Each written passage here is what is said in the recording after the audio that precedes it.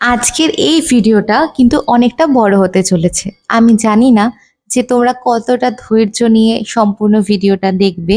তবে আশা করি ভিডিওটা তোমাদের সকলের ভালো লাগবে। আসলে বেশ অনেকদিন যাবৎ আমি সুশান্ত ঠিক করেছিলাম পুজোগুলো দিয়ে দেবো এক এক করে।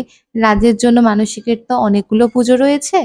তো সেক্ষেত্রে একটা একটা করে যদি আমরা কমপ্লিট না করতে থাকি তাহলে আমাদের অনেকটাই সময় লেগে যাবে।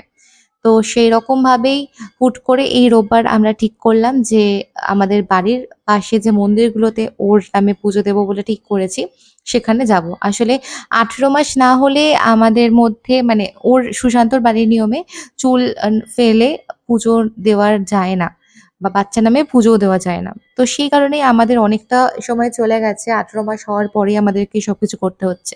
তো ফুল, মিষ্টি, মালা সমস্ত কিছু নিয়ে নিয়েছি। ১ম এ আমরা যে মন্দিরটা যাবো, যারা শ্যামনগরে রয়েছো তারা বুঝতে পারবে ভালো করে। মন্দিরগুলো তোমরা চিনতেও পারবে। আর না যারা দেখছো দূর থেকে তারাও তোমরা চাইলে কিন্তু এই মন্দিরগুলোতে আসতে পারো। ভীষণ শান্তিতে ফাঁকায় ভালোভাবে তোমরা পুজো দিতে পারো। এই যে ১ম মন্দিরটায় গেছি, এটি একটি দক্ষিণাকালী ঠাকুরের মন্দির। এটা রয়েছে পিঙ্কল মোড় যেটা, সেইখানেই অবস্থিত পিঙ্কল বাজারের কাছে। সামনে সেন্ট অগাস্টাইন, রানিং বেলস পরপর যে স্কুলগুলো রয়েছে সেই মোড়টাতেই একদম এই মন্দিরটা। এই মন্দিরটাও বহু পুরানো একটি মন্দির।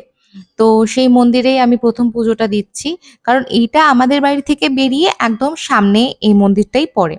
তো গেলাম দেখলাম মন্দিরটা একদম ফাঁকা ছিল। তো পুরোহিত মশাইকে জিজ্ঞাসা করলাম তো উনি বললেন যে, "এই মন্দিরটা এরম সময়তে ফাঁকাই থাকে। তাই ইচ্ছা হলেই শান্তিতে একদম ধীরে সুস্থে তোমার যতক্ষণ ইচ্ছা তুমি এখানে বসে ঠাকুরকে ডাকতে পারো।" আর অমাবস্যায় প্রত্যেক অমাবস্যায় মন্দিরে ভোগ হয়, সেটা সন্ধ্যেবেলাতে ভোগ বিতরণ করা হয়।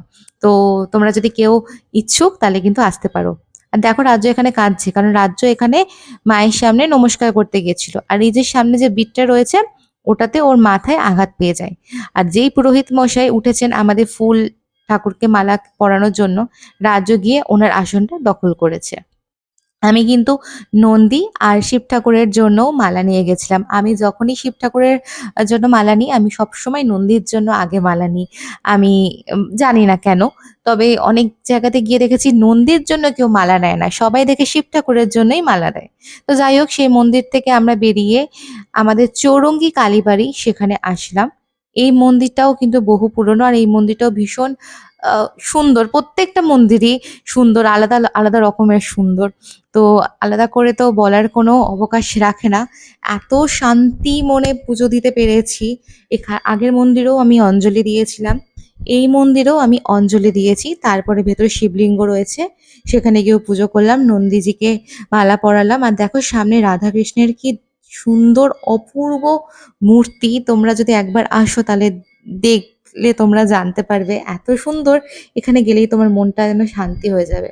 রাজ্য অনেক চেষ্টা করছে এই ঘন্টাটা বাজানোর কিন্তু বেচারা হাতে জোর পাচ্ছে না।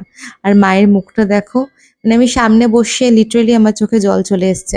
মন্দির খোলার সময় ৭:৩০ থেকে ১২:৩০ আবার ৫টা থেকে ৮টা। আর ভোগের যে নিয়মগুলো রয়েছে সেগুলোও তোমাদেরকে এখানে দেখিয়ে দিলাম। এখানে পৈতে, শ্রাদ্ধ, বাৎসরিক এই সমস্তও হয়। এছাড়া গাড়ি পুজো থেকে আরম্ভ করে সমস্ত যা, যা হয় তার কি ভাড়া মানে তার কি মূল্য সেটাও তোমাদেরকে দেখিয়ে দিলাম। তো ওখান থেকে বেরোতে না বেরোতেই হালকা, হালকা বৃষ্টি। এই মন্দিরটা কিন্তু একদম চৌরঙ্গী মোড়েই বাজার কলকাতার অপোজিটে। তারপরে চলে এলাম আমরা সিদ্ধেশ্বরী মন্দিরে। শ্যামনগরে এই ৩ টে কালী মন্দির বেশ চর্চিত। তোমরা সকলেই হয়তো জেনে থাকবে। তো এই মন্দিরটাও কিন্তু ফাঁকা ছিল। আর এই মন্দিরেও পুজো আমাদের কিন্তু খুব তাড়াতাড়ি হয়ে গেছে। রাজ্যও প্রত্যেকটা জায়গাতে গিয়ে ভীষণ আনন্দ পেয়েছে। ও মন্দিরে গেলে সেখান থেকে আর একদম বাড়ি আসতে চায় না। তো ওখানে বাতাসার জল রাখা ছিল কোনো মানুষ যদি খেতে চায় তার জন্য। তো উনি গিয়ে সেখানে কৌটো খুলে বাতাসে নিয়ে নিয়েছে। এই মন্দিরে যে খারাপ অভিজ্ঞতাটা আমার হয়েছে সেটা আমি তোমাদের সাথে একটা পোস্টের মাধ্যমে শেয়ার করেছি। প্রত্যেকটা জায়গাতেই ভীষণ ভালোভাবে শান্তি মনে পুজো দিয়েছিলাম, অঞ্জলি দিয়েছিলাম, এখানেও দিয়েছিলাম। কিন্তু তারপরে সেইরকম অভিজ্ঞতা সঞ্চয় করব জীবনে ভাবিনি। তবে বুঝতে পারলাম এই যে সেই মহান ব্যক্তি যিনি এরকম ধরনের ব্যবহার করেছিল যেটা আমি তোমাদেরকে বলেছিলাম। আর রাজ্য সোনাকে দেখো, ও কিন্তু সব জায়গায় গিয়ে ঠাকুর নমস্কার করার কথা ওকে কিন্তু আমাদের বলে দিতে হয় না। ও ঠিক গিয়ে ঠাকুর প্রণাম করে নেয়। আর তারপরে এখন নতুন শিখেছে আমাদেরকে আশীর্বাদ দেওয়া। আর সত্যি ওর থেকে আশীর্বাদ পাওয়া এটা, এর থেকে বড় আর কি হতে পারে? আমার ছেলেকে আমি যুদ্ধ জয় করে বাড়ি ফিরিয়ে আনতে পেরেছি। আর ওর জন্যই আমাদের এই পুজোগুলো। আমরা এখনো অবধি কোনো লং ট্রিপ বা দূরে কোথাও প্ল্যান করছি না। কারণ আমাদের আগে প্রধান উদ্দেশ্য হলো ওর জন্য যে মানসিকগুলো করেছি, যে জায়গায় যাবো বলেছে পুজো দেওয়ার জন্য, আগে সেই জায়গাগুলো আমরা যাবো। কারণ যখন ওই পরিস্থিতি ছিল তখন ঠাকুর ছাড়া আমাদেরকে উদ্ধার করতে পারেননি। আর এখন সে যখন আমাদের কাছে ঠিকঠাকভাবে সুস্থভাবে রয়েছে, এখন যদি আমরা আ অন্য জায়গায় ট্যুর প্ল্যান করি, সেটা কেমন দেখাবে বলো তো? সেটা তো উচিতও নয়, তাই না? আগে যিনি আমাদেরকে দেখেছেন, ওনাকে আগে দেখতে হবে। তাই আমরা সময় সুযোগ পেলেই এখন ঠিক করেছি যে কটা মন্দিরে পুজো দেওয়ার কথা আমরা বলেছিলাম, ওনাদেরকে জানিয়েছিলাম, সেই মন্দিরে গিয়ে ওনাদের সাথে দর্শন করে আসবো। আর দেখো ইতিমধ্যে বৃষ্টি শুরু হয়ে গেছে। আর এই বৃষ্টির কারণেই কিন্তু আমরা আটকে পড়েছিলাম। আর এই বাচ্চাগুলোর সাথে রাজ্য কিন্তু বেশ অনেকটা সময় কাটিয়েছে। আর রাজ্য খুব সহজেই সকলের সাথে মিশে যায়, এই ব্যাপারটা দেখে আমার তো ভীষণ আনন্দ হচ্ছে। আর বজরংবলী মন্দিরে পুজো দেওয়ার কথা ছিল। আমি ভেবেছিলাম হয়তো এই বৃষ্টির আগে বা বৃষ্টির কারণে হয়তো উনি হয়তো চলে গেছেন। কিন্তু মানে ভগবান যদি তোমার সাথে থাকে তাহলে তোমাকে কে আটকাতে পারে? সুশান্ত বলল, "দেখো মন্দিরের বাইরে গিয়ে মিষ্টি আর ফুলের মালাটা রেখে আসো, কারণ ওনার জন্যই তো এনেছি।" তো আমিও সেরকমই ভেবে গেছিলাম। বৃষ্টিতে ভিজতে আসলাম। সিদ্ধেশ্বরী মন্দির থেকে এই বজরংবলী মন্দিরের দূরত্ব অল্পই, কিন্তু বৃষ্টির কারণে আরকি একটু ইয়ে হচ্ছিল। তো দেখো জল পুরো জমে গেছে। ঠাকুরমশাই এরকম একটা উঁচু জায়গাতে বসে পুজো করছেন। এখানেও আমি ভীষণ শান্তিতে মানে মন ভরে আমি ঠাকুরকে ডাকতে পেরেছি, অঞ্জলি দিয়েছি।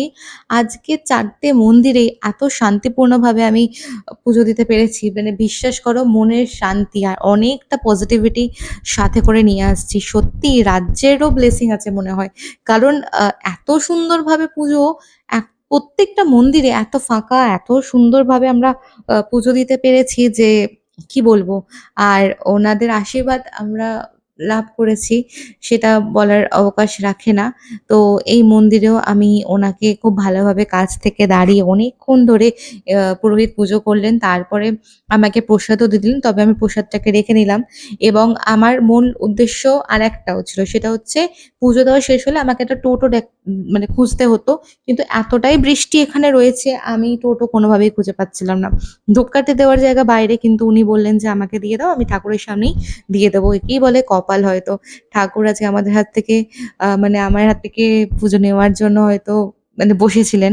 আর এই এই পুচকুটা এদের সাথে